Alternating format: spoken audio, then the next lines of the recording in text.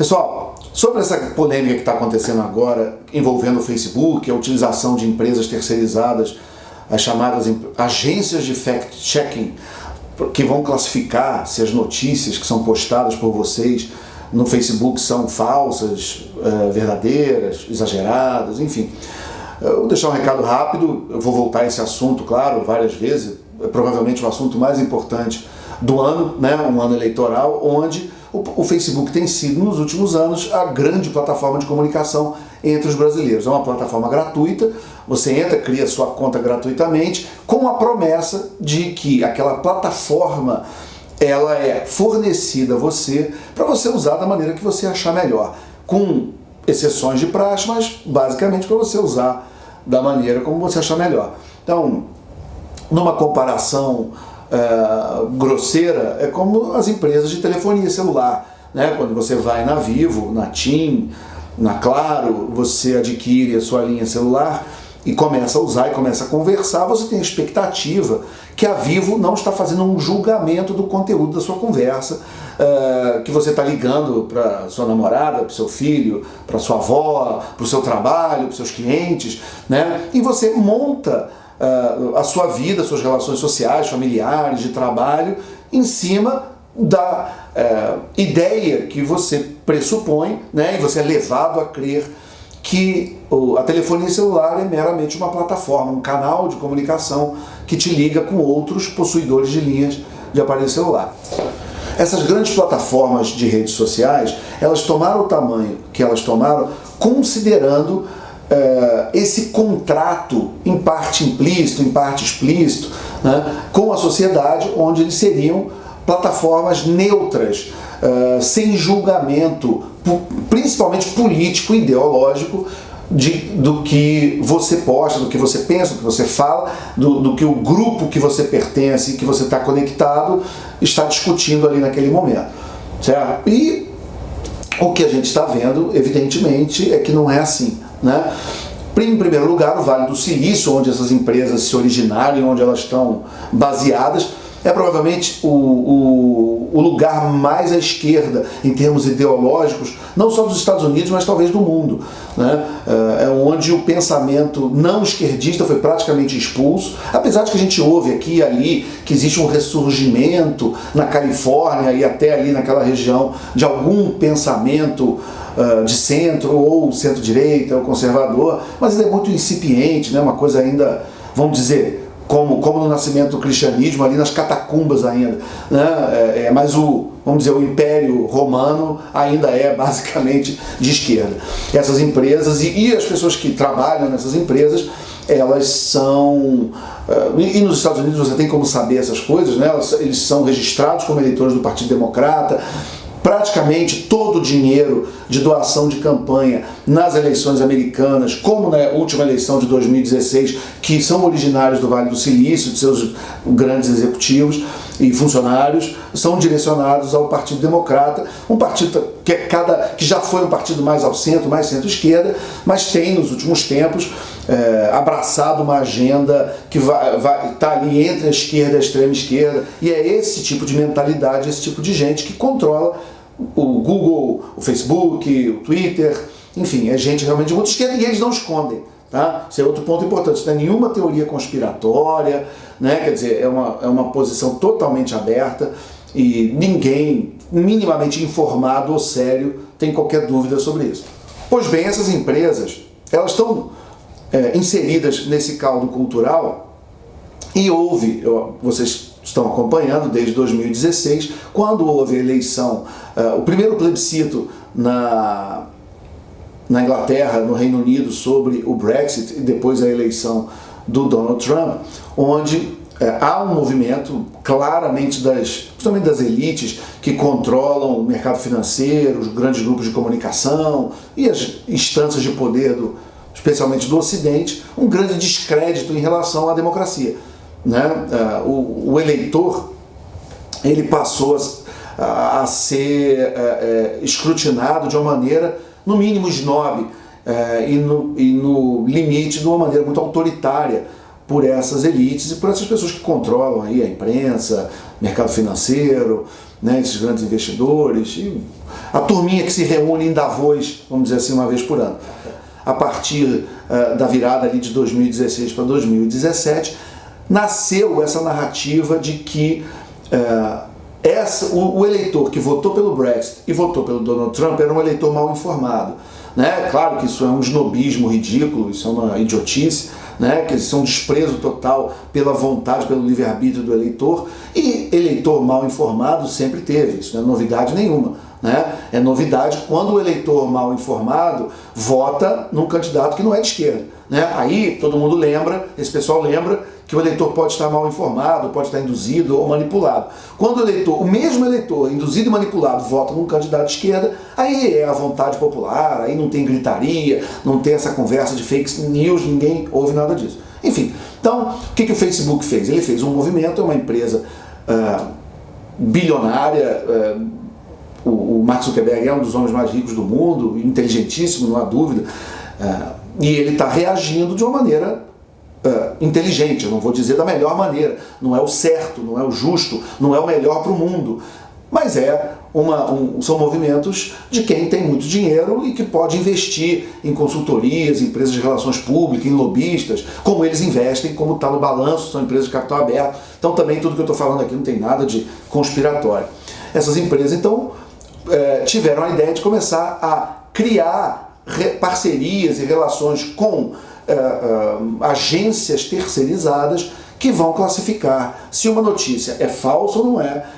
Se essa notícia for classificada como falsa por esses terceiros,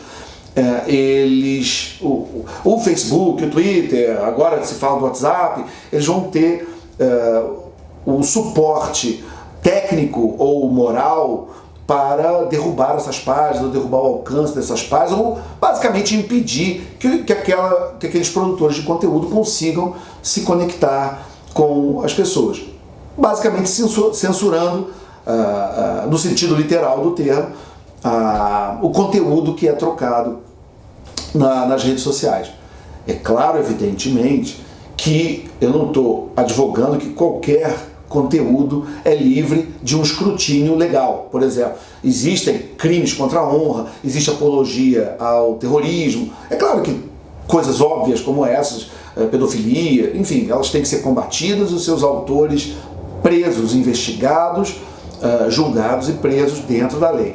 Mas aqui nós estamos caindo para o período, eu estou falando especificamente de conteúdo político-ideológico, especificamente produzido por gente que é liberal, centro-direita, ou mais nacionalista, enfim, mas quem está fora do espectro da esquerda. Pois bem, duas empresas no Brasil já foram identificadas pelo próprio Facebook como parceiras para classificação de notícias. Uma se chama Agência Lupa e a outra Aos Fatos. Se você quiser saber quem é esse pessoal, tanto da Lupa quanto da Aos Fatos, faz o seguinte, eu não vou falar nada, você entra no site dessas empresas, que é o que eles convidam que vocês façam, inclusive. Eles estão sempre dizendo, olha, para você não acreditar em notícia falsa, cheque a fonte, então faz isso. Entra no site dessas empresas, vê o nome das pessoas que estão nessas empresas, ou os consultores do Facebook que estão dando curso sobre notícias falsas. Um exemplo óbvio é o Leonardo Sakamoto, que é um ativista de extrema esquerda, né, que está muito à esquerda do espectro político, né, ele tem posições político-ideológicas absolutamente chocantes, né, e não precisa, qualquer um que tenha um mínimo de familiaridade com o debate político sabe quem é o Leonardo Sakamoto e as sandices que ele escreve, que ele fala. Ele é, sem sombra de dúvida, sem menor dúvida, um radical que está ali na franja, no limite do debate político-ideológico, considerando o centro como a democracia liberal ocidental. Então, esse tipo de gente vai ter o poder de calar vozes que falam e que expressam opiniões que eles não concordam, que ativistas de esquerda e extrema esquerda não concordam. E isso é, na verdade, calar e censurar uma plataforma que deveria ser neutra. Volto ao exemplo que eu dei antes da telefonia celular. É como se o Leonardo Sakamoto estivesse escolhendo quem é que pode ter telefone celular e quem não pode. E ele estivesse ouvindo suas ligações e derrubando ligação se você está conversando com alguém sobre política. E isso é antítese da democracia. Um valor que o pessoal de extrema esquerda realmente não acredita e não abraça, né? E são defensores de regimes, além de autoritários e totalitários, são regimes que censuram a internet. Né? Esse pessoal adora a China, adora a Venezuela, adora Cuba, adora países onde a internet é tudo menos livre. E é o sonho desse pessoal, porque eles têm muita desconfiança em relação à população. Né? A população ela serve para carregar pedra, trabalhar, tomar chicotada, de vez em quando ganhar uma esmola, pão e circo. Agora, quando esse pessoal começa a ter opinião, quando esse pessoal começa a ter vontade própria, eles são desautorizados, né? Eles são classificados da maneira mais snob, mais elitista, como mal informados, raivosos, mal orientados. Então eles têm que ser tirados, né, da sua autonomia, da sua capacidade de expressar opiniões ou receber opiniões das fontes que eles consideram as melhores. E que nem sempre são perfeitas, tá? Então aqui também ninguém está fazendo, eu não estou fazendo a apologia da sabedoria popular como algo acima do bem e do mal, não é nada disso, tá? Mas esse processo, a democracia, ela tem seus mecanismos de autocorreção. E a autocorreção não é feita da maneira como esse pessoal está pensando, com essa meia dúzia de esquerdistas num escritório escolhendo quem pode e quem não pode falar, quem pode ou quem não pode emitir opinião, publicar artigo, enfim. Porque isso é a morte da democracia. E isso é uma tentativa desse pessoal de ganhar a eleição já desse ano de 2018 na mão grande, calando vozes não autorizadas e dissidentes desse tipo de pensamento dessas elites. Então, eu convido você a se informar mais sobre esse assunto, mergulhar não apenas no discurso, tá? Porque esse pessoal é muito discurso, mas ver quem são as pessoas por trás, qual é o histórico dessas empresas, dessas agências na classificação de notícias, que também é um exercício que eu convido, porque se você olhar como eles analisam notícias e vocês acharem que eles são justos, problema nenhum, não precisa acreditar em mim não, mas faz isso, para um pouquinho, vai no site dessas empresas e vê como eles pegam, principalmente conteúdos mais ideológicos, né, e eles classificam como certo e errado. O que normalmente você vê, eu já vou dar uma dica, eles fazem o que eu chamo de universidade super interessante, né? Eles pegam...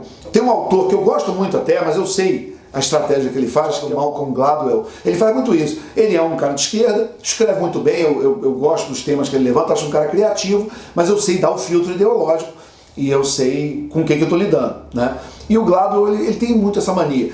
Ele faz isso e faz caso pensado. Ele pega um tema que ele quer defender, ele entrevista algumas pessoas para dar um contexto para o leitor, mas depois ele pega algum tipo de estudo de alguma universidade americana, e as universidades americanas, principalmente na área de humanas, elas também estão muito à esquerda do espectro, né? O pessoal até brinca que diz que tem mais comunista em Harvard do que tem na China inteira, né?